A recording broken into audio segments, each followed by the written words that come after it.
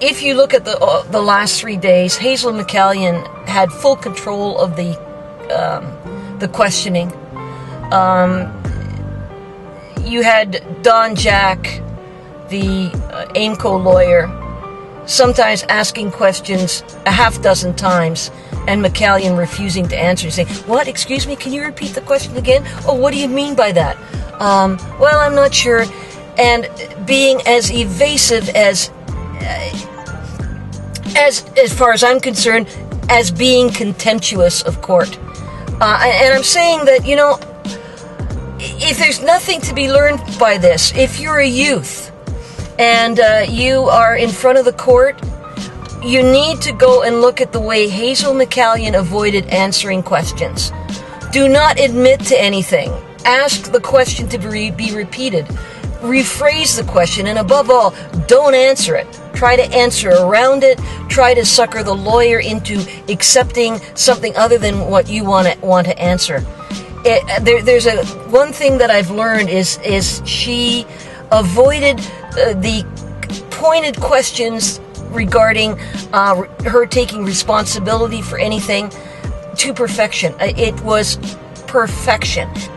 I also want to record that a real low part for the day was OMERS lawyer about how the public was perceiving OMERS. You'll appreciate that my client OMERS has a high degree of sensitivity to some of the statements that have been made in the council chamber and repeated in the press about them through this transaction and the Enersource transaction. Is that fair? Yeah, sure are. Very. Right. Now, somewhat damaging. Right. But the most insane thing was the OMERS lawyer saying that at no time did OMERS compromise its principles. And in all of your dealings with OMERS, they never compromised their principles. To be negotiating all of these deals and leaving out your partner, AIMCO? You! Principles? The one thing that I've learned from this is if you deal with OMERS, well, first of all, that you shouldn't, but if you do, you can't trust them at all. That's what I've learned from OMERS. And then you have this at the end talk about OMERS ideals and principles. I want to go back as far as summarizing is concerned. To me, sitting in that courtroom today, and I think we've all experienced this, you're with a group of people and all of a sudden you're thinking, oh my God, somebody farted. And you know the kind of fart. It is quiet, but it kind of comes up at you, almost makes your eyes water, and everyone is pretending that they don't smell it. That's what this was like today. And another memory from today was the almost fan-like quality to the lawyers, as if they all respected her ability to avoid answering questions. Just this kind of fan-like admiration for her. When it's clear to me who let the fart out. The one thing that's really neat about this is, one thing that I feel vindicated about is I have said frequently that I do not step on City of Mississauga property without my audio recorder going. See, I always carry this audio recorder. You cannot trust what City of Mississauga staff say, and by the way, that includes Hazel McCallion.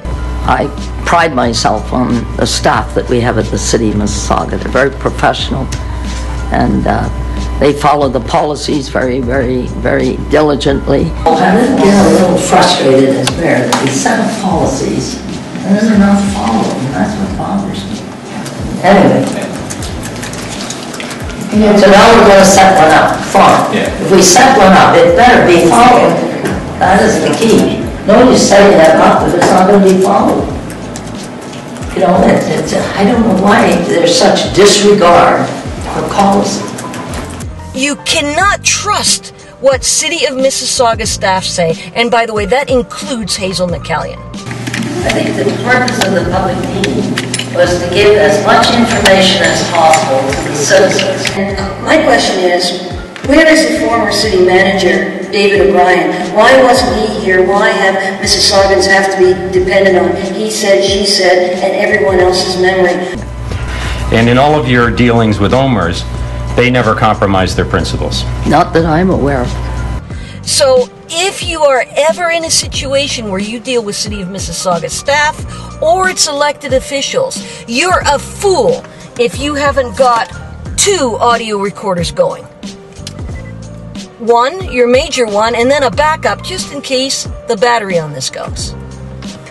So much of the testimony is he said, she said, when all you really needed was something for $79. That's it. And McCallion saying, disputing Michael Kitt's testimony about a conference call, disputing the off-the-file comment by that had both been recorded by Michael Kitt and this guy named Mr. Charles. That would have been the solution. To the best of your knowledge, OMERS acted entirely appropriately in all of its dealings with the city, including WCD, Sheridan, and the Enersource transactions. Yes. Audio tape stuff when you're dealing with the City of Mississauga and those at OMERS.